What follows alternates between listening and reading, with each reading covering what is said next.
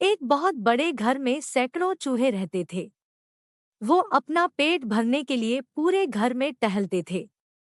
सभी चूहे हंसी खुशी अपना पेट भर लिया करते थे। उनकी जिंदगी बड़े आराम से कट रही थी। अचानक एक दिन उस घर में शिकार करने के लिए कहीं से एक बिल्ली आ गई। बिल्ली को देखते ही सारे चूहे तेजी से अपने अपने बिल में छिप गए। उसने देखा कि उस घर में तो बहुत सारे चूहे हैं। उसने यहीं रहने का मन बना लिया। अब बिल्ली उसी घर में रहने लगी।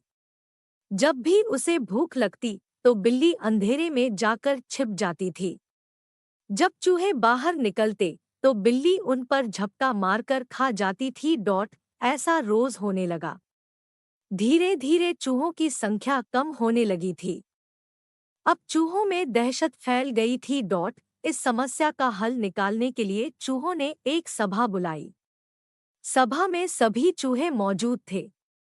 सभी ने कई सुझाव दिए ताकि बिल्ली के आतंक को रोका जा सके और उसका शिकार बनने से चूहे बचे रहें। किसी का सुझाव ऐसा नहीं था जिससे बिल्ली का आतंक रोका जा सके। सभी चूहे बैठे ही थे कि अचानक से एक बूढ़े चूहे ने सुझाव दिया। उसने कहा कि हम बिल्ली से बच सकते हैं, लेकिन उसके लिए एक घंटी और धागे की जरूरत पड़ेगी। बूढ़े चूहे ने कहा कि हम बिल्ली के गले में घंटी बांध देंगे और जब वह आएगी तो घंटी बजने से हमें खतरे के बारे में पता चल जाएगा। खतरा जानने के बाद हम लोग भागकर अपनी बिल में छिप जाएंगे। इससे हम लोग बिल्ली का शिकार बनने से बचे रह सकते हैं। सभी चूहे खुशी से झूमने लगे। सबने नाचना शुरू कर दिया और खुश होने लगे कि अब तो वह बिल्ली के खतरे से बचे रहेंगे।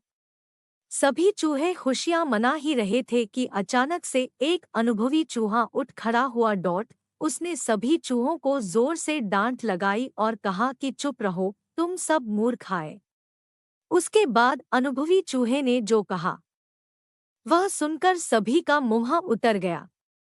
चूहे ने कहा कि वो सब तो ठीक है, लेकिन जब तक बिल्ली के गले में घंटी नहीं बंध जाती तब तक हम सुरक्षित नहीं हैं। अब तुम सब पहले ये बताओ कि आखिर बिल्ली के गले में घंटी बांधेगा कौन? सभी चूहे एक दूसरे की तरफ देखने लगे।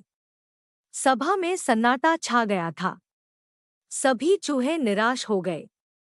इसी बीच बिल्ली के आने की आहट पाते ही सभी चूहे भागकर अपने अपने बिल में जाकर छिप गए। कहानी से सीख। इस कहानी से हमें यह सीख मिलती है कि सिर्फ योजना बना लेने भर से ही आप कामयाब नहीं हो जाते। उस